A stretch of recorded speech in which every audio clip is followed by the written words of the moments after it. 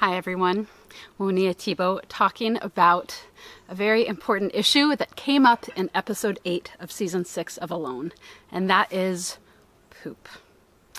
So, this week we saw a lot of people really struggling with the cold, struggling with their weight, and feeling really concerned about their health and the possibility that they were going to be running into trouble. And then we saw Michelle run into some very serious trouble indeed. So I was also having a pretty intense experience with the same topic, and I wanted to take this opportunity to address it a bit because, kind of like Jordan's moose, I've seen a lot of discussion on some of the different Alone discussion groups, and a lot of folks talking about, why the constipation was an issue and giving their advice, well, if she had just done this, or why don't they think of that? And it seemed like a relevant thing to talk about in a little bit more detail. And again, I don't want to speak to Michelle's experience or other folks specifically, but I want to speak to my own and something that's really relevant to any situation like this. And there's been a lot of, if you had had more fiber, or if you had drunk more water, and those things all would have been helpful. But the truth is that it can't be reduced to just one factor out there. There are so many things that are really, really different when you're out in a long-term wilderness living situation where you're providing your own food, especially in an extreme environment like the Arctic, just heading into winter. So let's talk about some of the different things that were going on for our bodies, and then I'm going to talk about my own personal experience. And just a warning that this is going to get a little bit graphic because we are talking about real stuff here and intense physical stuff. So if you're not into hearing about poop and gore a little bit, then this might not be the video for you. Okay. So what happens when you head from a life where you have food 3 times a day and a totally different diet and a warm, comfortable place to sleep and to take shelter from the weather, and you go into an extreme environment like we did on season 6? So the first thing that is a factor in creating digestive and constipation issues is dramatic change in diet. So not just quantity, although obviously that as well, and that's huge, but a really different type of food than most of us are used to eating. And I feel really fortunate that I'm a person who eats a lot of wild food in general and doesn't eat a lot of carbohydrates and processed food. I have a really healthy diet, and I really prioritize meat and greens and healthy fats and what I believe as a really healthy diet, kind of more on the paleo side of the spectrum. And so that wasn't true for everybody. But even so, before we went out, we were hanging out in a base camp with production, and we were being fed. So we didn't have control over what we were eating before going out. And it was a very different diet than what we had out there. And it was kind of the typical American diet, so like sandwiches and soups and what have you, just kind of, square meals with a lot of grain and some meat and some vegetables. And going from that to an extreme environment where you have very little available to you, and what you do have available has almost zero fiber, that's a huge factor. So any huge change in diet, no matter the direction, can tend to give folks some weird digestive stuff, and very commonly constipation can be one of those. So starting just with that, huge shift in diet. Then, of course, there's dramatic shift in quantity. And most of us were gorging before we went out there because we knew that we were going to have way less available to us once we were out. So we were trying to put on as much weight and carry as many extra calories out there with us as we could. So we were eating a lot, and then to go right from that to all of a sudden very little. And I don't remember the first couple episodes, but it didn't seem like anyone started getting food in quantity right away. Most folks aren't getting food in quantity, period. They're getting some, but really reduced quantity. And so that is going to have a real impact on your digestive system. And for myself, I was eating very, very little those first couple weeks before I got successful with my bow and started getting grouse and squirrel with it. And that reduced quantity means that your digestion is not just operating at a lower level, but sometimes it's kind of stopping. It's like, well, I'm not going to process this until you've finished the rest of your meal like you normally do. I know that's coming soon, so we'll just wait and deal with this when that comes, right? So your digestion can really slow and sometimes shut down completely. Now, I don't feel like mine ever shut down completely, but if you go completely without food for some time, it can do, and that's why one of the reasons why you start reintroducing food slowly, so your system can get used to it. So, 1, total change in diet. 2, change in quantity and very, very little quantity. So one of the things that happens as your food moves through your body is a lot of your digestion some digestion takes place in your stomach, and then a lot of it takes place in your small intestine, and by the time your food gets to your large intestine, the main function of your large intestine is to draw water out of your food. That's a big part of what it does. The longer that food, now in the form of feces, sits in your large intestine, the more water it pulls out of it, right? Because that's its job. Because normally, food is getting pushed through regularly. But when it's not, because you're not eating enough, so it's just sitting there, it's gonna get very dry and very compact. So that is a basic physiological fact. So a lot of folks are saying, well, she should have just drunk more water and then it would have gotten easier. That's not how it works. Once it's in your large intestine can't put water back in. It can only take water out. So absolutely, drinking water and hydrating when you're constipated is important because it's going to prevent further constipation, but it's not going to rehydrate the poop that's already in your bowels. That's not how our bodies work. That said, dehydration was also a big factor out there, and a different kind of factor for a lot of different folks. I wasn't finding a lot of beach trash. You see some folks who, I think by the end we saw Nikki with like a metal cup, so she probably, was doing better drinking water. Nathan had a jug. I'm not sure what all folks had, but I wasn't finding stuff like that. I had a couple rusty tin cans, nothing that would hold water. So that meant I had one vessel for either water or food, berries, harvest, what have you, and it was a cooking pot. So to get water, I was having to go down to the lake shore and then haul water back up. So 1, it's a lot of effort, so it's hard to drink as much water as you need to. And 2, if you have food, then your pot's already full and you don't have a way to get water up to your spot. So sometimes it was like food or water, but not both, which is a real problem because obviously food was scarce enough and coming few and far between enough that you were going to prioritize it. You weren't going to dump out food to go and get water, but you also really need water, and you need water to process food. So it's not just as easy as go drink more water, because given the scarcity of gear out there and having just 10 items and only one water vessel, sometimes it's really tough to keep up with drinking enough water. And that was definitely the case for me. And I didn't realize the degree to which it was an issue until it was already too late, and it was, I was having some very big, very hard, very compacted poop issues. So another important factor in terms of water in the body is that when you are out in a survival situation like that, where you're not taking in carbohydrates, your body is switching into ketosis, which is a metabolic state where it burns fats rather than carbohydrates for energy.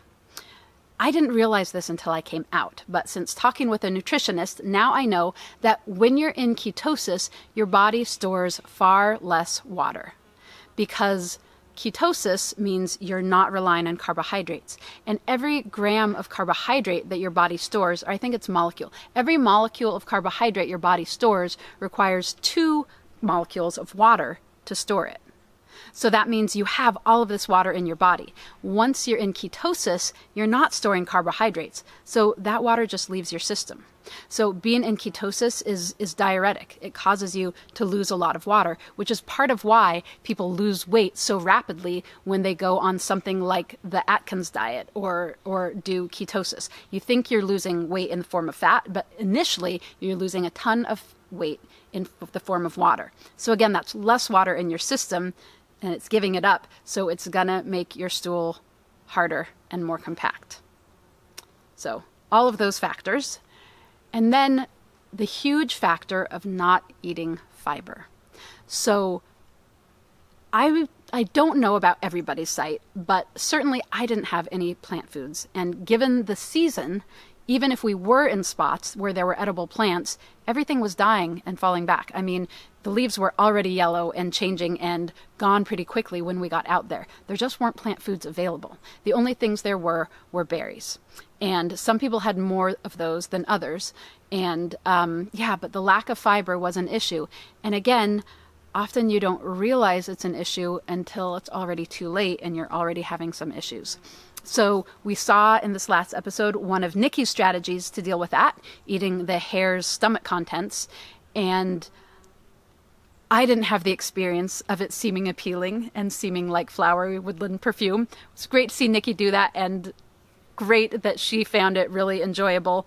I didn't get to that point, but I did have some fiber available, and that was berries. So as soon as I realized how constipated I was and, realizing, good God, I'm eating no fiber and I'm eating meat and I'm eating the bones, which of course are like hard and calcium. So I was like, wow, it's like bones setting up in my intestines right now. That's what it felt like trying to pass it. So I brought in more fiber in the form of berries, but again, I was already blocked up by the time I realized how important that was and started really prioritizing it. So those are the two things that I did to try to alleviate my situation or prevent it from getting worse in the future. One, really focus on dehydration or on hydration, and every morning before I did anything else, making up a big pot of chaga tea and guzzling the whole thing. That was my morning. I had to do that at least twice a day. And that was a 2-quart pot. So it was a lot of water that I was taking in. But yeah, that was all a little, too late. Because, boy, okay, let me go through one other thing before I talk about my personal experience. So the other thing that a lot of people don't realize is how drastically different physically it is to be out in a situation like that. So most of us go about our lives and we always have somewhere comfortable and relaxing to go to where we can, let down and kick back and be relaxed. And that's important for the natural processes in our bodies.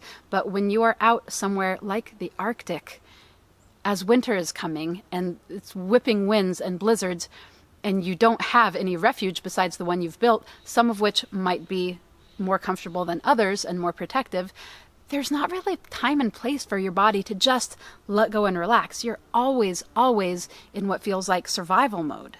So that's going to have an effect on your body too, and on your digestion and things moving through.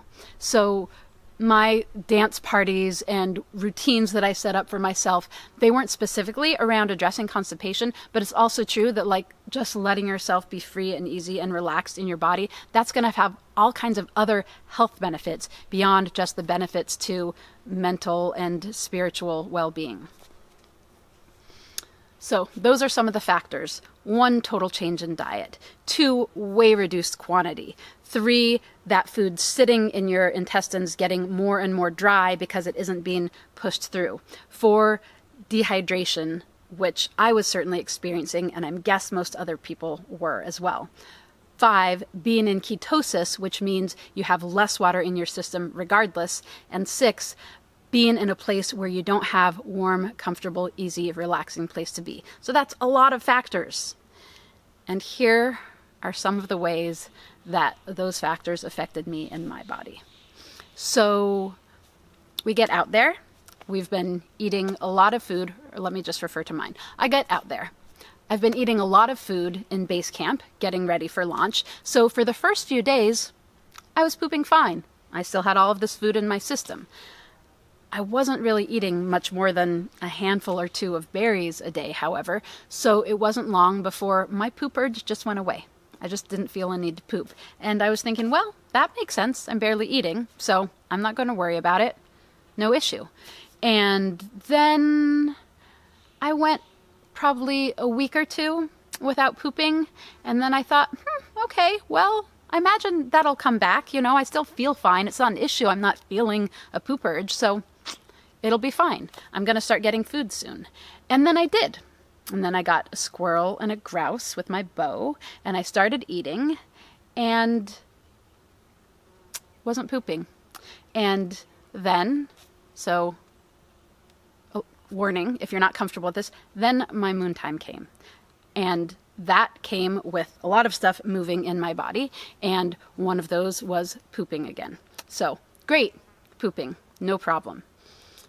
And then from that time was when my traps started coming in, and I was eating regularly and not pooping. And now it's starting to be an issue. Now I feel a need to poop, but it's not happening. I go and I try, and nothing is moving. And I'm trying. And I'm working at it. And I'm like, okay, well, it'll come in its time. I'm just going to let it go.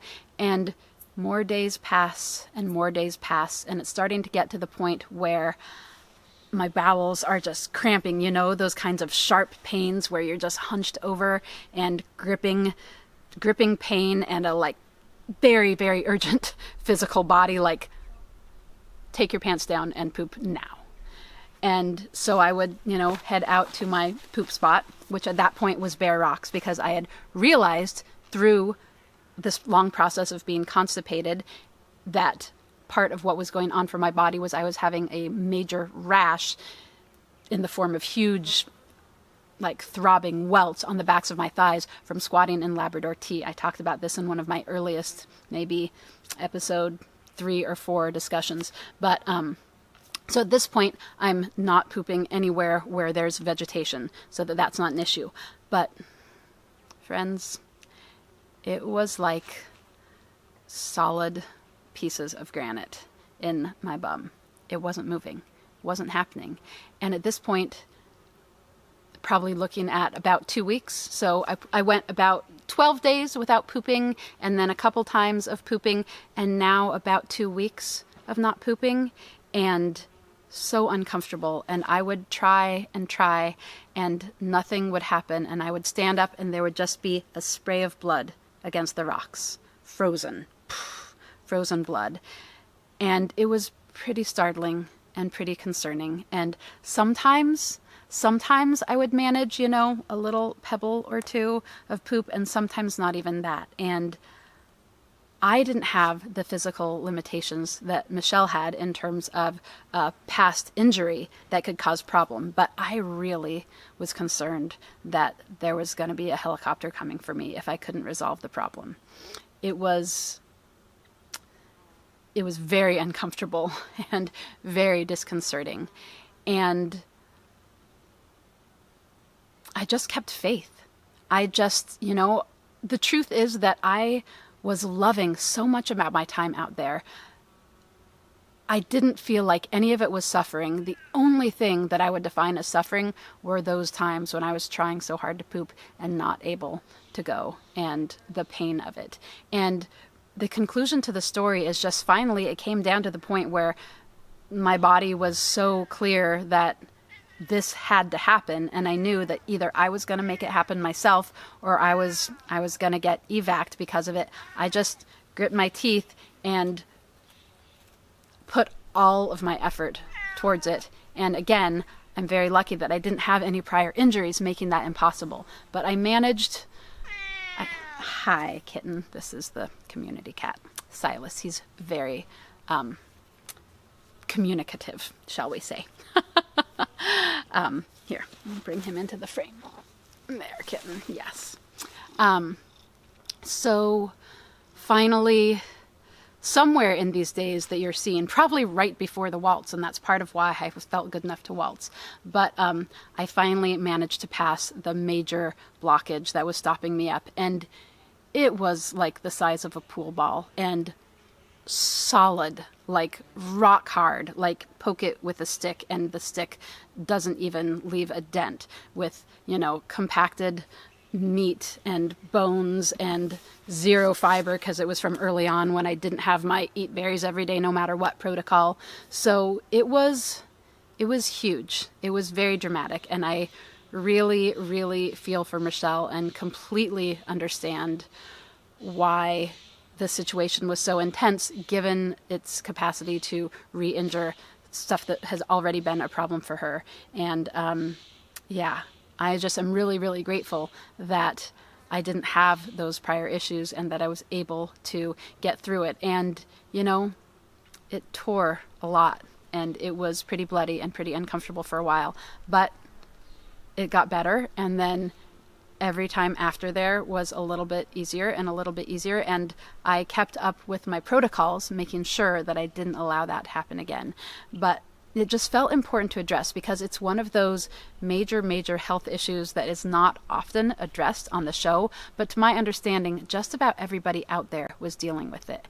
And in the future, I'm not sure that it is entirely preventable because all of those factors I mentioned, all combined, were huge. But in the future, I would absolutely be super vigilant about drinking a lot more water than I thought that I needed. And I would be really good on my fiber intake from the very get-go, which certainly was challenging, but I could have done a better job than I did initially. So that is what I have to say about my own experience and what was brought up by watching episode 8. So if you're ever in a situation like that, drink a lot of water, have a dance party regularly to let your body loosen and relax. Try to, take in some fiber in between the lean meat that you're eating. And if a survival situation is thrust upon you, you won't do this. But if you know that you're going into a long-term wilderness living situation, ease off on the processed foods and up on the meat and greens and fibers so that your body is doing that transition before you're in an extreme circumstance. So that is what I have to say about poop and constipation on Alone. So thanks for bearing with me, and may you never have to go through it, and may all of us have healthy digestion and pass our poop with ease from here on out. And so much love to you, Michelle, and so sorry about how intense that must have been. Really feel for you. Thanks, folks.